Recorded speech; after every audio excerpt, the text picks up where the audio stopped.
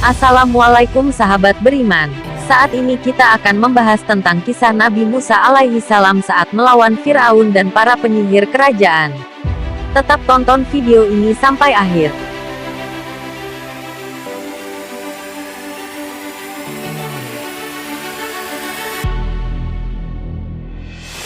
Nabi Musa alaihi salam merupakan nabi yang diutus Allah Subhanahu wa Ta'ala di tengah kekejaman Raja Firaun.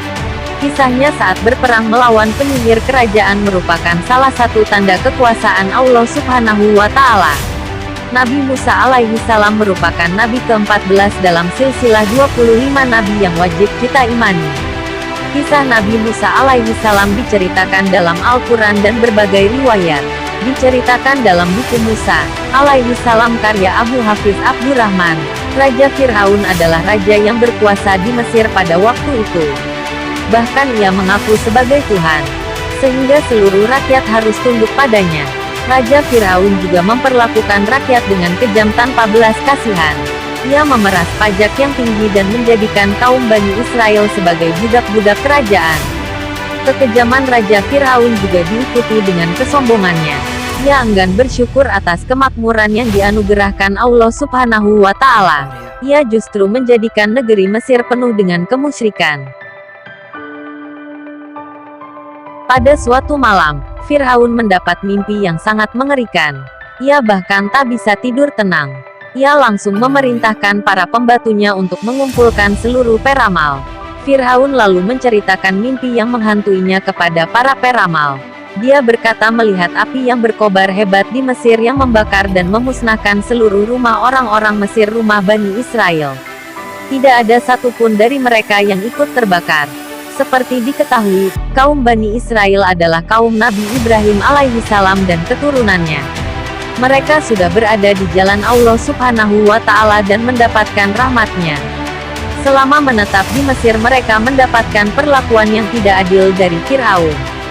Salah seorang peramal lalu berkata bahwa akan ada anak laki-laki yang lahir dari kalangan Bani Israel yang kelak akan menghancurkan kekuasaannya. Firaun merasa heran, bagaimana mungkin kaum Bani Israel bisa mengalahkannya.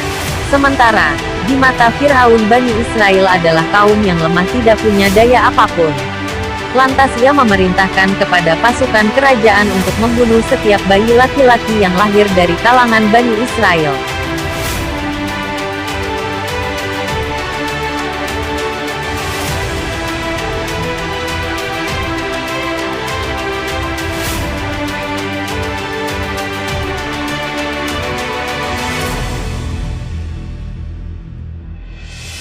Dikisahkan Nabi Musa alaihi salam adalah bayi laki-laki dari kalangan Bani Israel yang selamat dari kekejaman Firaun. Musa ditemukan oleh istri Firaun saat dihanyutkan oleh ibunya di sungai.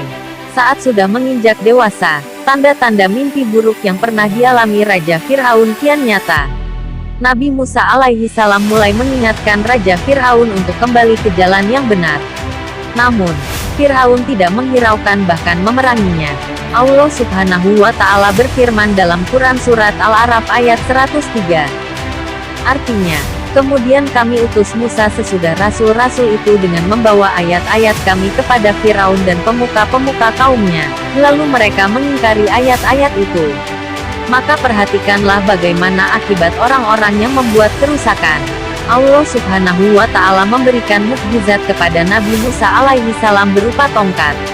Tongkat itulah yang membantu Nabi Musa alaihi salam dalam menyelamatkan kaum Bani Israel. Diceritakan dalam berbagai riwayat, tongkat milik Nabi Musa alaihi salam dapat berubah menjadi ular saat melawan penyihir kerajaan. Pukulan tongkatnya juga bisa mengeluarkan air saat Nabi Musa alaihi salam dan kaumnya hidup di gurun yang tandus. Hingga tongkat itulah yang ia gunakan untuk membelah Laut Merah saat dalam kejaran pasukan Firaun. Pada suatu hari, Firaun mengundang seluruh penyihir terkuat dan terkenal di Mesir untuk melawan Nabi Musa alaihi salam. Peperangan itu digelar di aula kerajaan dan disaksikan oleh rakyat pada waktu itu.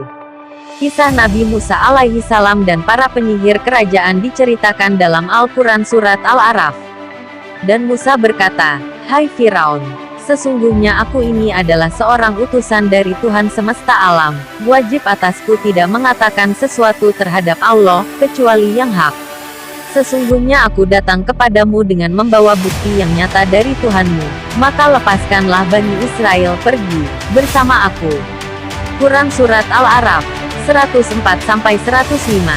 Firaun menjawab, jika benar kamu membawa sesuatu bukti, maka datangkanlah bukti itu jika betul kamu termasuk orang-orang yang benar. Quran Surat Al-A'raf 106. Maka Musa menjatuhkan tongkatnya, lalu seketika itu juga tongkat itu menjadi ular yang sebenarnya. Dan ia mengeluarkan tangannya, maka ketika itu juga tangan itu menjadi putih bercahaya, kelihatan oleh orang-orang yang melihatnya.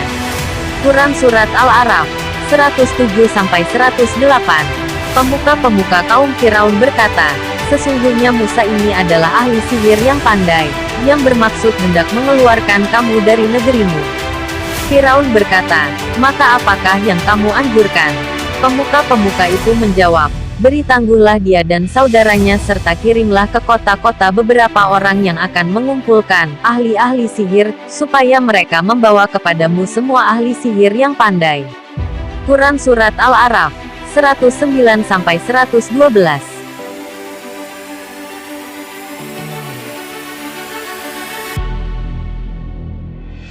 Maka para penyihir pun datang dengan mengeluarkan semua tipu daya dan kekuatannya.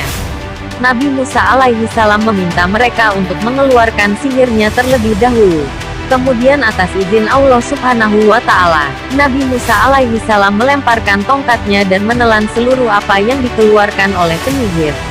Ahli-ahli sihir berkata, hai Musa, kamukah yang akan melemparkan lebih dahulu, ataukah kami yang akan melemparkan?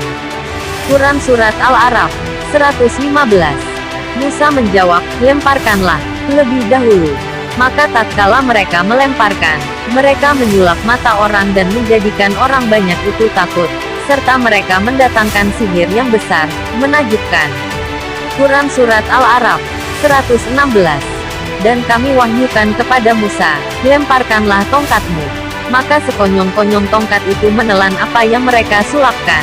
Karena itu nyatalah yang benar dan batalah yang selalu mereka kerjakan. Maka mereka kalah di tempat itu dan jadilah mereka orang-orang yang hina. Quran Surat Al-A'raf 117-119. Akhirnya para ahli sihir kerajaan tunduk dan bersujud kepada Nabi Musa alaihi salam. Saat itulah mereka langsung mengatakan keimanannya kepada Allah subhanahu wa ta'ala. Wallahu a'lam bishawab. Sahabat beriman, jangan lupa berbagi informasi dengan share video ini, karena sebaik-baik manusia adalah yang paling bermanfaat bagi manusia. Waalaikumsalam warahmatullahi wabarakatuh.